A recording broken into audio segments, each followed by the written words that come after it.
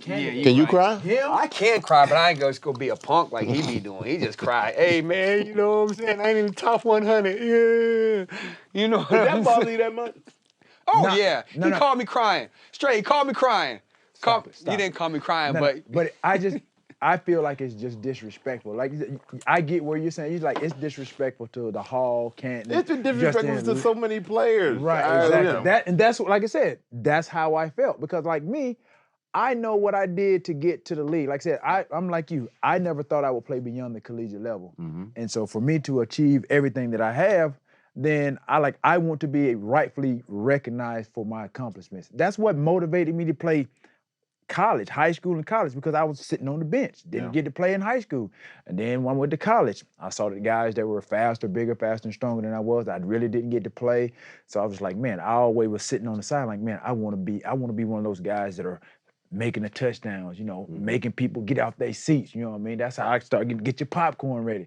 That was like that's what inspired me. Like, cause I sat there, junior high, high school, college, I wasn't that guy. So I always had to witness everybody else having success. Yeah. Getting a chance. Yeah, exactly. So what round were you drafted in? Like third. 89th pick. Wow. Like you was second, right? Second round? Two picks from the fourth round. I was the second 40th pick.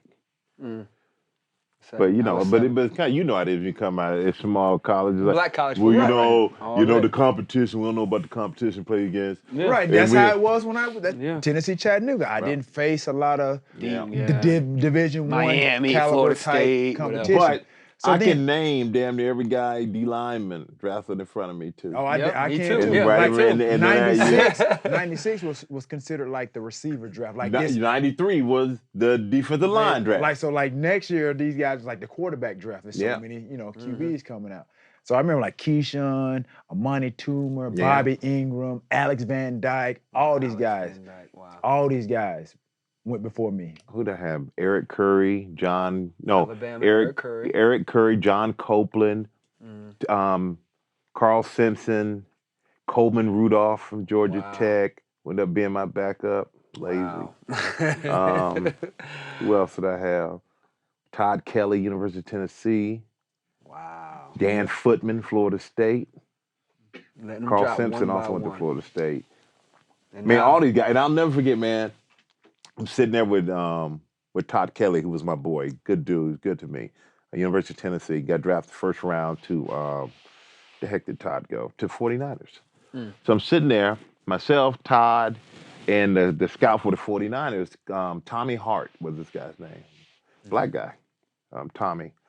We sitting there and Tommy basically says, literally to my face, well, Mikey, I don't think you can close on a quarterback. You have the ability to close on a quarterback at this level like Todd does. Wow. And I just remember going, do you just tell me that I can't right in front of my boy? Like I do. What was that all about, man? And in my face and like literally took me back. Because I was quiet, man. I didn't know I was from a small school. I'm just trying not to stir the pot. No feathers. I don't ruffle any feathers. I just want to go in and figure out what I need to do. Now, once I figure it out, you're in trouble. But I need to figure it out. Let me figure it out. I didn't know how to figure out any of this stuff. And that cat said that, man, I've never ever forgot that. I've never got the good stuff people told me. I've never forgot the bad stuff. Oh, for sure. I got a story like that.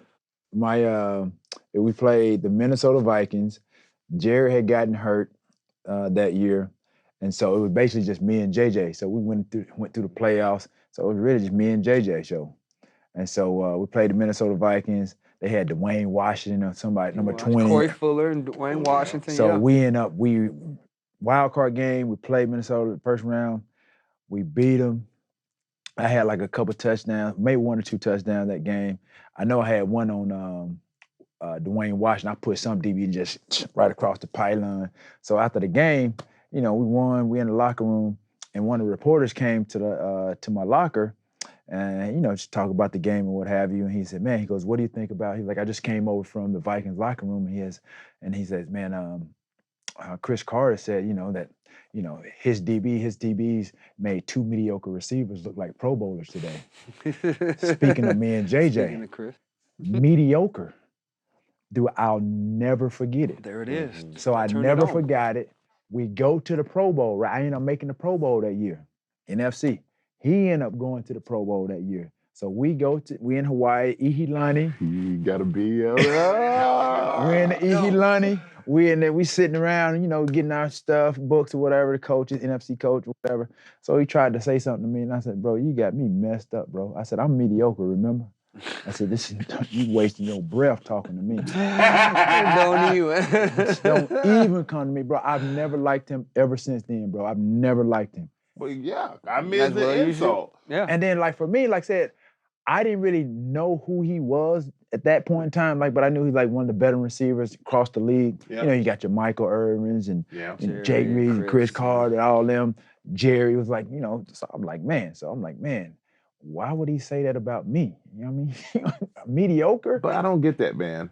I've never been one like to cut down somebody, bro, especially like a young cat. You're a young cat coming up. Like I've never cut down people, and I've never looked at somebody who's had a situation or have some kind of something going on in their life, if it's in football or business or whatever it's been, and been hating on them. No, just right, not because I'm like, okay, if you got something I want, let me figure out how to work hard enough to get it. And if I were you and I were offered the same opportunities you were offered, hell, I'd take them too. Absolutely. That's the way I look at it. So let me figure out a way to get what I want by working hard for it. I've never understood somebody look at a young dude and try to cut his feet off from under him, because you know what?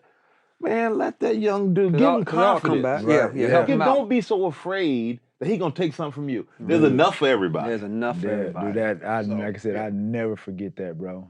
Like that made me feel kind of good but bad in a way. I'm like, dude, wow.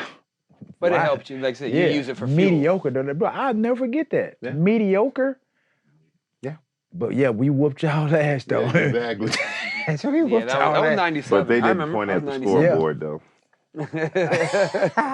Oh, that was rough. But like that was one of those games, bro. Like literally, it was like every series we knew we had to score like on every possession. Bro, we were down 25. That was the first time I went into the locker room. And that was the first time I had really said anything in the locker room at the half. What, to the team? Yep. And so that was that year, we had a pretty decent team. And so, everybody started saying like, are we pretenders or contenders? Mm-hmm. So that was kind of like the thing. So when we got in the locker room, I was like, yo, bro, like we're gonna have to play now. I was like, shit, right now, we just pretending. We're pretending right now. I said, we're gonna have to, heck yeah. Some guys said, I kind of sparked them and what have you. Oh, somebody out there started talking to us. You know what I mean? So, I can't. But that was the year I was hurt. Like I barely even practiced like the last half of the season because I had my growing issues. So I didn't practice none during the course of the week. I just rehab, and then I would take a tour doll or whatever, play on Sunday. And that's when that the first play out the gate, when I ran that hook route, the little curl route. They bounced off you? Doot. And Pierce bounced off the... That was Pierce, number 58. So jump on his back like he was a little kid. Did a shimmy, like he shimmied him off of him. Yeah. Hey, dog, you still got a couple rings, you know what I'm saying? But that year you should have had one. No, that year, I don't know if that wasn't the year. That wasn't the year. I don't know if that was done at that